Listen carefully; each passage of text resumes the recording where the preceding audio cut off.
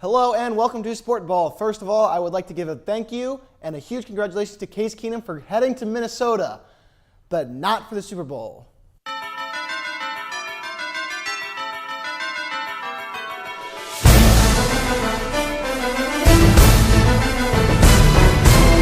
Wow, what a game from the Philadelphia Eagles and the Minnesota Vikings. Actually, just more from the Eagles and not from the Vikings. The Eagles beat the Minnesota Vikings 38-7 in the biggest stage that they would have to face their entire postseason so far.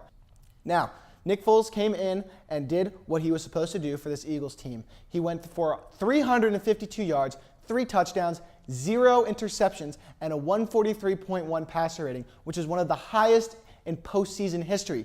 Case Keenum, on the other hand, was not that hot. He had a great first drive, throwing a touchdown pass and completing pretty much all of his passes, but then after that, he did absolutely nothing, throwing 2 interceptions and having the Vikings not score again for the entire game.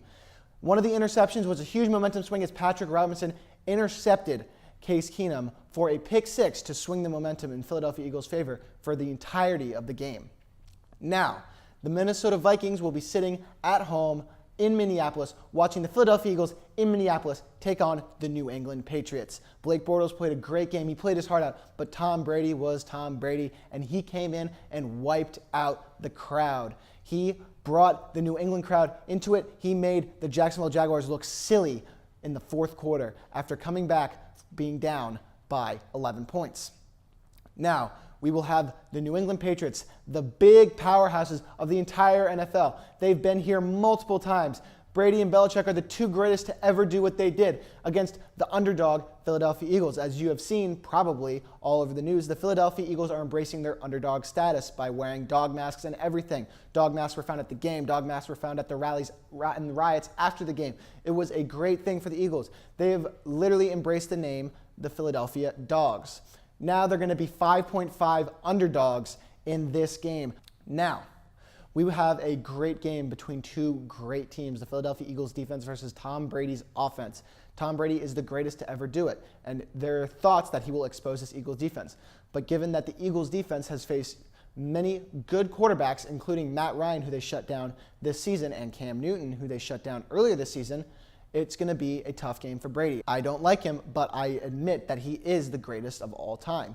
Now, we will see what this Eagles offense can do against this weakened Patriots defense. Their defense this year has not been up to standard of what they're usually meant to be.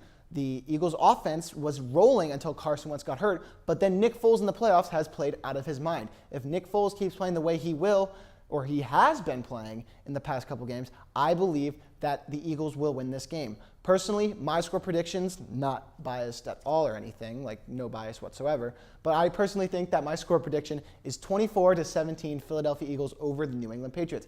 And here's why.